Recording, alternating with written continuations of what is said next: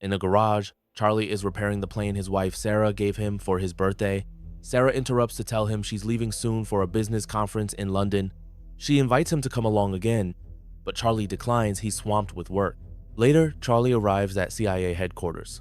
On the way to the decryption and analysis department, he passes through security scanners, ones he designed himself, and gets to work. Suddenly, he receives a message from Inquiline, a mysterious contact he's been corresponding with for years. As usual, they have valuable classified intel to sell, but this time, Inquiline warns that the documents could put the CIA in serious danger.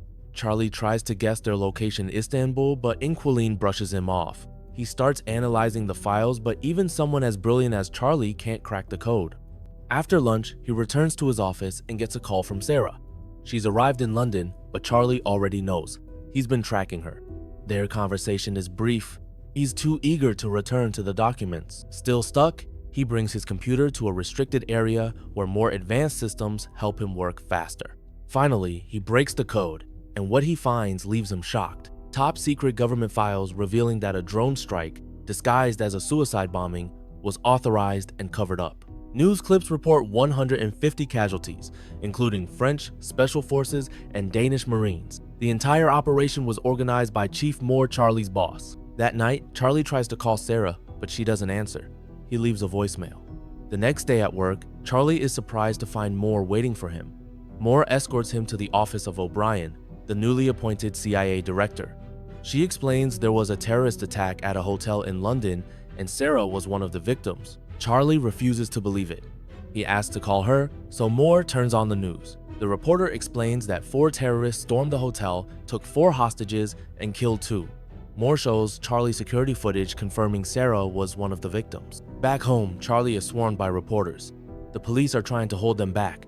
A friend helps him sneak inside. The following day, Charlie confronts Moore and Supervisor Caleb. He's deeply suspicious. He can't understand how the terrorists bypassed London's massive surveillance network, or how they managed to drive through traffic. Moore claims they're investigating, but Caleb tells Charlie to go home. The next day, Charlie picks up Sarah's body and her belongings at the airport. At home, he opens her suitcase and finds a gift she'd bought for him. He breaks down. Tired of grieving alone, Charlie returns to work. Using the restricted computer, he hacks into hotel security footage and nearby traffic cams. He reconstructs a timeline of the attack and presents it to his superiors. He discovers the 4 terrorists stole a car in East End, entered the hotel through the service entrance, wiped all DNA and fingerprints, and met with a firm called Impact Investments from Indonesia. Something went wrong, a guard was killed, and another critically wounded. Hotel security called the police, and the terrorists, trying to escape, took hostages, including Sarah, who was trying to help others flee.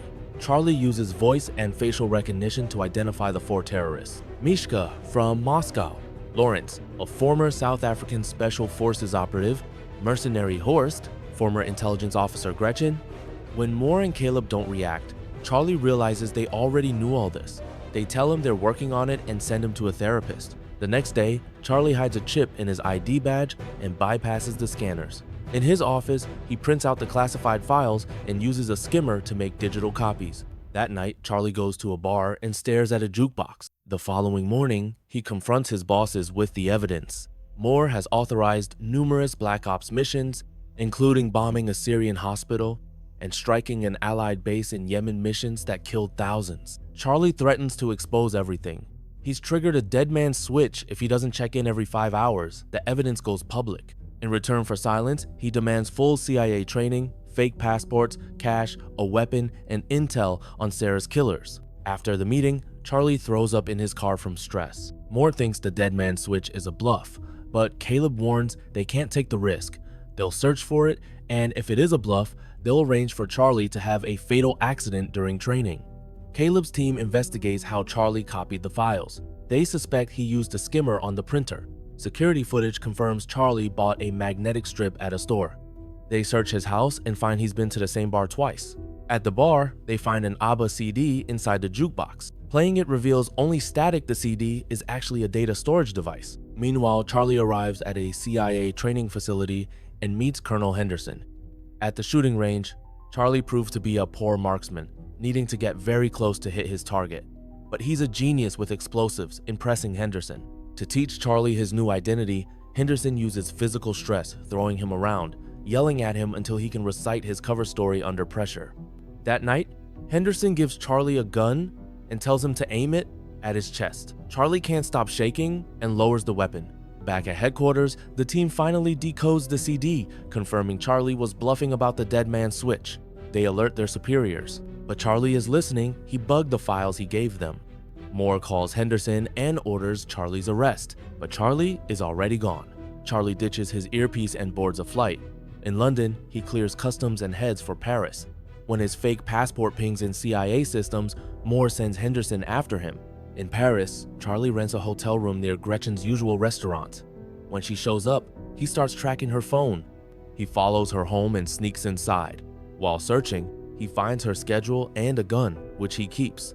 When Gretchen returns, he hides but can't bring himself to shoot her. Back at his hotel, he pretends Sarah is waiting for him. Then he notices Gretchen has frequent hospital visits and allergies. The next day, Charlie buys a bunch of flowers, follows Gretchen to the hospital, and sneaks into the MRI room. Dressed as a doctor, he locks her in the machine and floods it with pollen. Gretchen starts to suffocate. Charlie demands Horst's location, but she can't answer. He opens the chamber and she attacks. They fight violently, crashing into equipment. Charlie draws his gun, but Gretchen overpowers him and escapes. Charlie chases her outside, but before he can shoot, she's hit by a car. He grabs her phone and flees. That night, he heads to Marseille. The CIA learns about Gretchen's death and suspects she was killed by one of their own. At a bar, Charlie drinks heavily, haunted by guilt.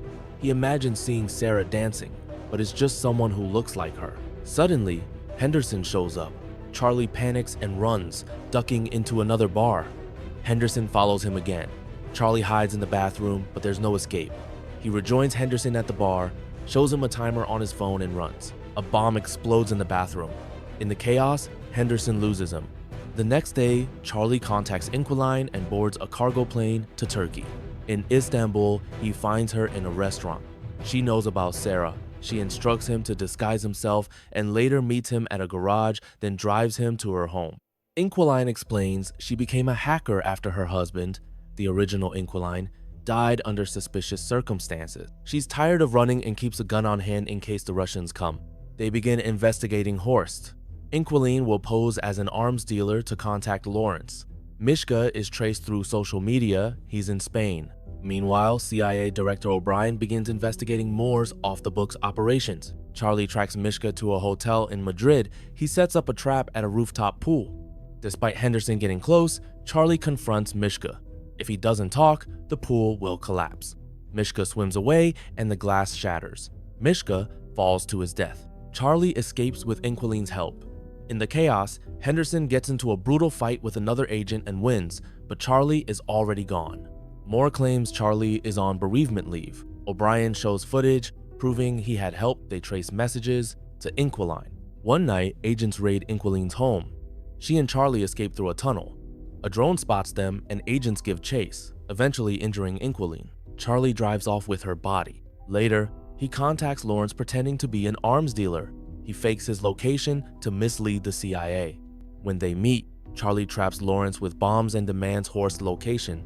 After getting the info, he leaves and the bombs kill Lawrence. In a Russian hotel, Charlie imagines Sarah beside him and opens her final gift, a puzzle. Solving it reveals a sweet message.